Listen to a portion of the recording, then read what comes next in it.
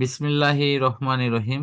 আমাদের অনলাইন শিক্ষা কার্যক্রমে মাধ্যমিক শ্রেণীর রসায়ন বিজ্ঞান অংশে আমরা ইলেকট্রন বিন্যাস এর ব্যতিক্রম কিছু বিষয় নিয়ে আলোচনা করব ইনশাআল্লাহ। গত ক্লাসে আমরা রসায়ন বিজ্ঞানের ইলেকট্রন বিন্যাস নিয়ে আমরা পর্যালোচনা করেছি। তো সেই পর্যালোচনার পরিপ্রেক্ষিতে এখন আমরা দেখব যে ইলেকট্রন বিন্যাসের ব্যতিক্রম যে রুলস গুলো আছে সেগুলো কিভাবে এখানে প্রয়োগ হচ্ছে। ফার্স্ট হলো আমাদের আসলে ব্যতিক্রমটা কি, আমরা একটু ব্যতিক্রমটা বোঝার চেষ্টা করি। এখানে কি আসতে পারে, কি বিষয়টা মানে কি নিয়মে আসে যে কারণের জন্য এটা আমাদের কাছে ব্যতিক্রম মনে হয়, এটা একটু আমরা দেখি। আশা করি হোয়াইট বোর্ড দেখতে পাচ্ছ। জি স্যার। দেখো, আমরা ব্যতিক্রমের ক্ষেত্রে ফার্স্ট যে মৌলটা নেব সেটা হলো পটাশিয়াম। পটাশিয়ামের রোল হলো 19। এই পটাশিয়াম 19 এটার ক্ষেত্রে বিন্যাসটা কেমন হয় একটু সেটা দেখো। S S P S P S. আমার 20 পর্যন্ত হওয়ার জন্য এসএসপি এসপিএস এই পর্যন্ত গেলেই হবে। এটা কি বুঝতে পারছো? জি স্যার। তো এখানে এখন বিষয়টা হলো যে এটা 1, এটার ক্ষেত্রে 2, এটার ক্ষেত্রে কত 2, এটা হলো 3, এটা 3, আর এটা হলো 4। এরপরে বাড়তি ইলেকট্রন যখন আসবে তখন আবার এখানে 3, পির পরে কি হয়, ডি না? জি স্যার। তাহলে এটা কি হবে, 3D না? হ্যাঁ, এখন 3D হবে। হ্যাঁ 3D। তো এখানে মুশকিলটা হলো যে এর ভাগ্যে কিছুই জুটলো না,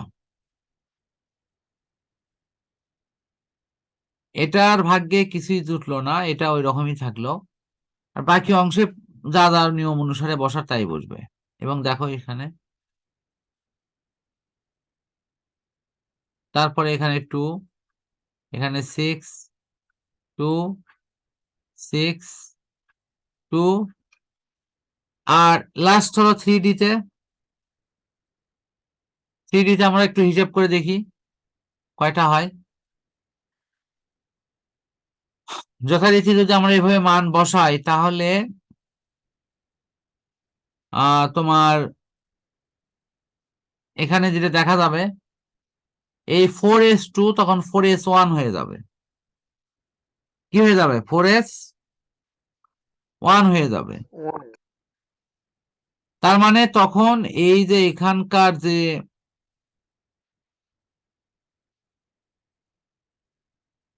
এটা তখন চেঞ্জ হয়ে এটা হয়ে যাবে। 2 থাকলে তো স্যার 20 হয়ে যায়। হ্যাঁ, এখন এখানে প্রশ্ন হলো যে 3D তে না ঢুকে 4s এ কেন আগে ঢুকলো ইলেকট্রনটা। দেখো 3D যদি শক্তিমত্তা দেখো তাহলে তোমার নিয়মটা হলো n+l। আমি এখন তোমাকে এখন জানতে চাচ্ছি যে এই এল এর পরিচয় জানো কিনা, আর জি এখানে স্যার, এন এর মানে পরিচয় এর জানো মান। কিনা। হ্যাঁ, হ্যাঁ। এন এর মানটা এখানে সবার সামনে দেওয়াই থাকবে, যে 3s না 3p না 3d এটা দেওয়াই থাকবে। এটা হলো এন এর মান। এল এর মানটা কি, যেমন আমি এই দুটো সূত্র 3d লিখি তাহলে মানে এটা 3 নম্বর কক্ষপথটা, কও 3 নম্বর কিনা, 3d হ্যাঁ, জি স্যার, 3 নাম্বার। প্লাস, আর এল মান 2। তাহলে এল এর এখানে এই যে 3d 2। আর একটা হলো 4s, কম্পেয়ার করি এখন। 3d এর ক্ষমতা হলো এটা 3, আর হলো আর ডির জন্য কত 2 না? টু টু টু হবে। হ্যাঁ 2, এই যে 2। তাহলে এটা দুটোর যোগফল কত হবে? 5। ঠিক আছে, এইভাবে তোমার ক্যালকুলেশন মিলিয়ে মিলিয়ে তোমার করা হবে। তো এখন প্রশ্ন হলো যে এই যে 4s, 4 পাওয়ার, তো এখানে যদি আমরা একটু দেখি যে এই 3D তে ঢুকলে ইলেকট্রনের শক্তি লাগবে 5 একক, 4s এ ঢুকলে শক্তি লাগবে 4 একক। তাহলে শক্তি যেখানে কম লাগবে ইলেকট্রন সেখানে যাবে, না ওই তোমার 5 এ যাবে বলো? স্যার কম লাগবে যেখানে সেখানে যাবে। তার মানে তখন এই এই যে 3D তে না গিয়ে তখন এই জন্য 4s এ গেল। পড়েছে যাবে। আশা করি বুঝছো। জি স্যার, বুঝতে পারছি। আচ্ছা,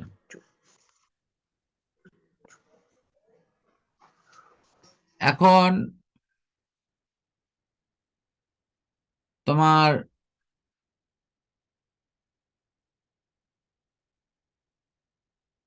পরবর্তী সেশনে আসি আর কি। এখানে ক্রোমিয়াম এবং হলো তোমার কপারের ক্ষেত্রে কি বিষয়গুলো আছে এবং কিভাবে আছে এটা আমরা একটু দেখার চেষ্টা করি।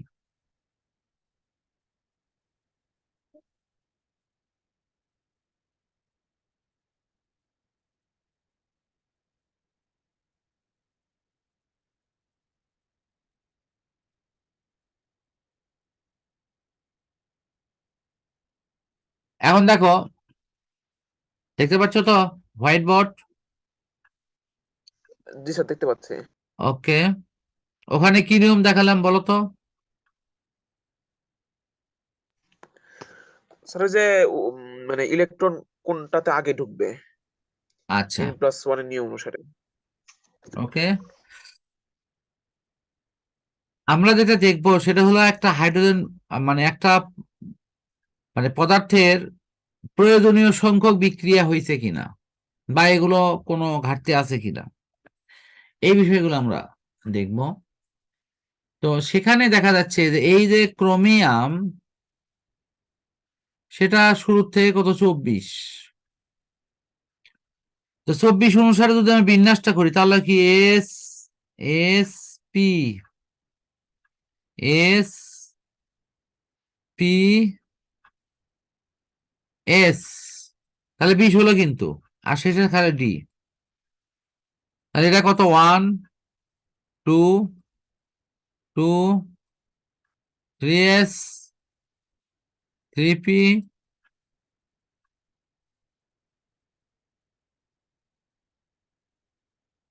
এখন একটু লক্ষ্য করো, 3s, 3p, তারপরে এটা হলো 3d, আর লাস্ট তোমার এটা আছে, তাহলে এটা কি 4s। এখন মানগুলো বসাও, এখানে কি 2, এখানে 2, এখানে 6, 6, এখানে 2, 2। এখানে 6, এখানে 2, এরকম হওয়ার কথা। কিন্তু বাস্তবে দেখা গেছে যে এখানে 24 হওয়ায় তোমার এই জায়গার পরেও দেখো এখানে 18 হয়েছে, আর বাকি গুলো এখান থেকে ফিল আপ করতে হবে। তাহলে এখানে ফিল আপ করার অর্থ কি? যে আমার 3D, আমি ডি অরবিটাল ব্যবহার করব না, কিন্তু আমাকে করতে হচ্ছে। আমার কথা বুঝতে পারছো কি? তো করতে গিয়ে এই ক্রোমিয়ামের ক্ষেত্রে এখানে যে বিষয়টি আছে তা হলো এখানে 4 আছে, পাওয়ার কত? 4 আছে। 4। এখন ডি বলিচ্ছে যে আমার স্থিতিশীলতায় হয় আমাকে 5টা দাও, আর না হলে 4টে দাও। এটা 4। তাহলে সে তখন স্ট্যাবিলিটি বা স্থিতিশীলতা লাভ করবে। তখন করা হয় কি, এই যেহেতু অক্সিজেন সিলিকনের কাছে, মানে এখানে সরি অক্সিজেন তোমার আগের যে খোলক সেই খোলকে থাকা আর পরেরটার মূল খোলকে থাকা দুটো কিন্তু এক বিষয় না। এখানকার ক্ষেত্রে তখন ওয়ান ওয়ান থাকা হয়, আর এখানকার ক্ষেত্রে তোমার পুরো অপশনটাই, অর্থাৎ এখানে আমরা যদি একটু মিশে দেই,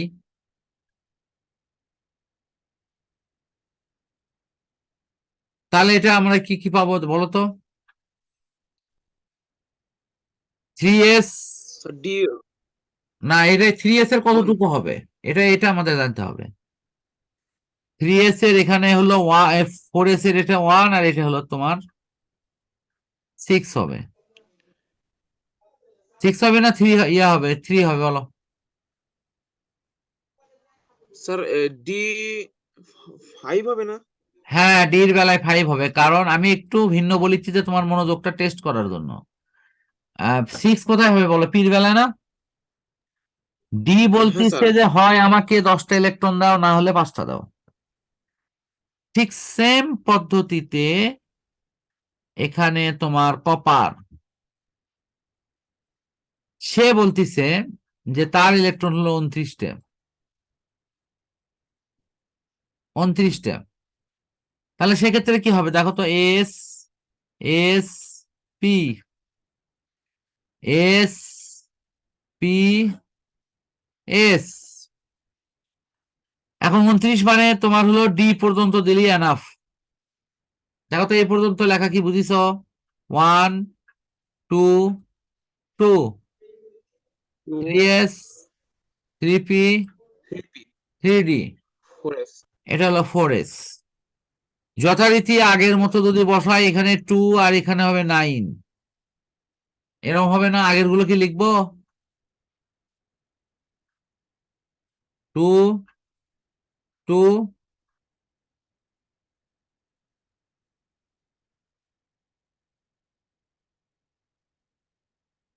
আমার মনে হয় এরকম হওয়ার কথা, কিন্তু এরকম মেনে নেওয়া হয়নি, এটাকে সংশোধন করা হয়েছে। এই অংশটুকু সংশোধন করে কি করা হয়েছে, এই যে 4s এটা 1,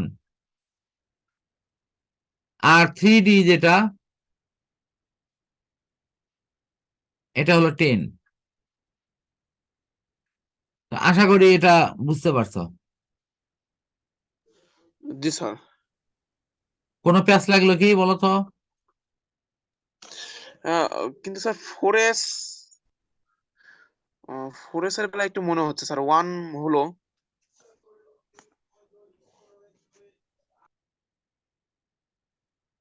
বলো কোথায়?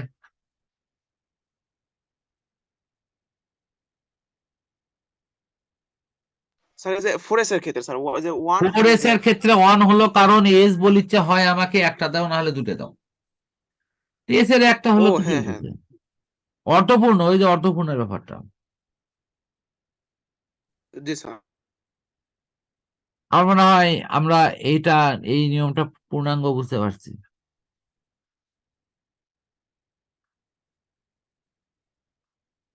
তাহলে এই ব্যতিক্রমের হ্যাঁ স্যার এটা বুঝতে কিন্তু, পারছি। এটা কিন্তু ক্লিয়ার। আমার মনে হয় আমরা একটু মূল পড়ায় ফিরি।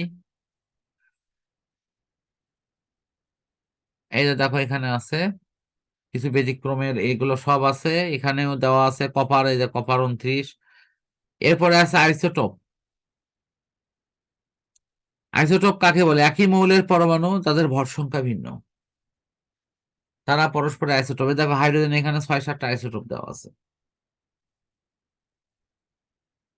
অর্থাৎ এই হাইড্রোজেন গুলোর পারমাণবিক সংখ্যা সবার এক, কিন্তু ভর সংখ্যা ভিন্ন ভিন্ন। কি বুঝতে পারছো কি? জি স্যার।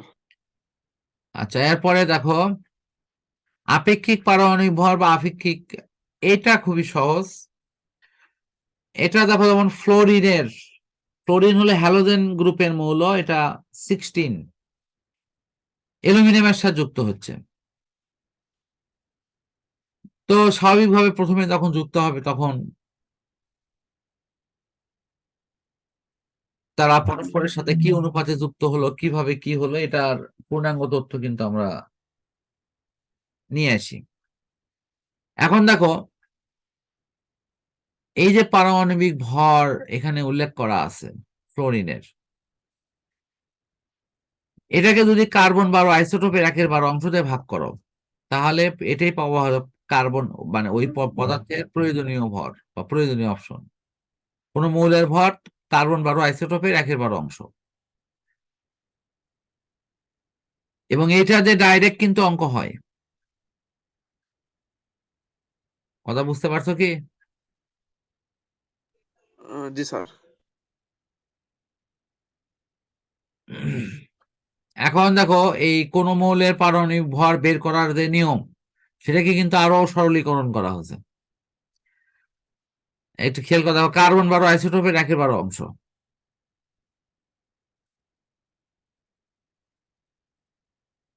তাহলে একটি একটি পরমাণুর ভর ভাগ কার্বন 12 আইসোটোপের 1/12 অংশ, একই একই জিনিসই না?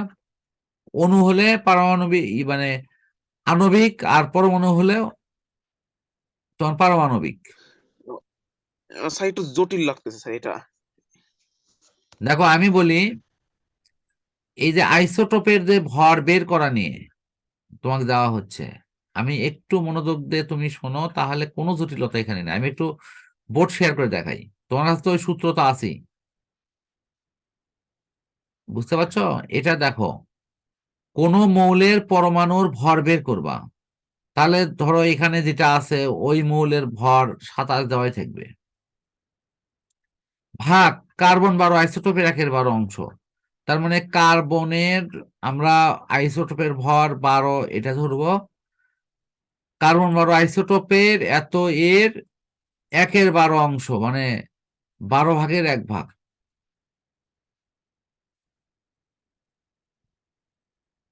একের 12 অংশ। কার্বন 12 আইসোটোপের 1/12 অংশ, এটার মান কিন্তু সুনির্দিষ্টভাবে মুখস্থ করা যায়। তাহলে ওই মৌলের ভর ভাগ কার্বন 12 আইসোটোপের 1/12 অংশ। আমার কথা বুঝতে পারছো কি? তাহলে ওর জি ভরকে স্যার তোমার এখন। খালি এটা তাহলে এই মানটা কত, এই মান এটাই মুখস্থ, এই দেখো মুখস্থ হ্যাঁ স্যার, কার্বন। আছে না? 1.66 ইন্টু 10⁻⁻24। জি আমার মনে স্যার। হয় এখন তুমি বুঝতে পারছো। এবং এখানে উদাহরণ দেখো, এই যে অ্যালুমিনিয়ামটা দেখো, দেখলেই বুঝতে পারবে, এখানে কোনো জটিলতা নেই।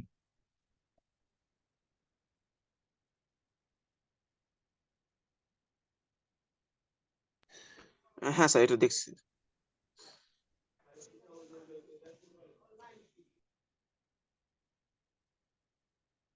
এখন দেখো, একটু জটিলতা যদি তুমি মনে করো, সেটা যে পরের যে নিয়মটা আসছে এখানে আছে। তো তুমি একটু, আমরা এগুলো নিয়ম একদম ক্লিয়ার করে বুঝে তার অঙ্ক আমরা ইনশাল্লাহ করব।